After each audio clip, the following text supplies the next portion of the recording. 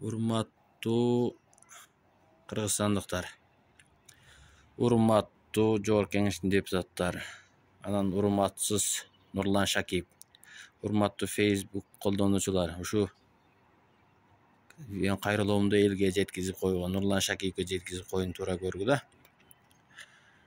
Кече эле Ташиевдин аркасынан, Садыр Жапаровдун, Ахметбек Келдибековдун аркасынан жамандап жүргөн адам, тиги Акаев Бакиевдин маалынан бери бийликтин жугундусун жалап тойбогон Нурлан Шакиев, сен бир аз жалаганда тазараак жала дейин десем уят болот эми.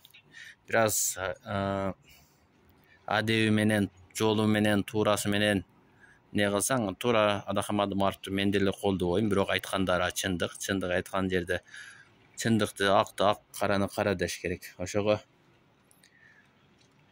утур эле жагынам, не кылам деп кызмат бергичекти болгон жериң жалай бербей, мамлекеттин келечеги, элдин келечеги туура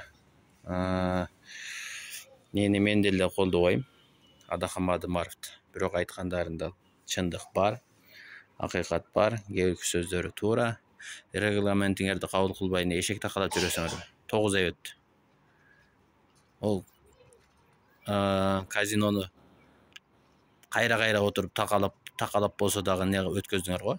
Казино дегенде иштейт дагы, регламент келгенде иштебей калабы.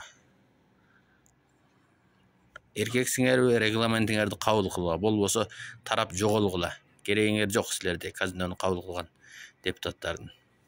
Именно сенин сага окшогон, сенин жаныңдагы жанакы үчөөң бар го, үчөө баягы Адахамадымаровду. Эми Адахамадымаровду мен колдобойм, бирок ошондой эшексиңер да. Акыйкатты акты ак десе укпаган шакалсыңар. Шакалам арданса керек, сен каяктагы нерсени шакал деп бизге теңеп атасыңар деп. Шакалдар дагы силерден арданат.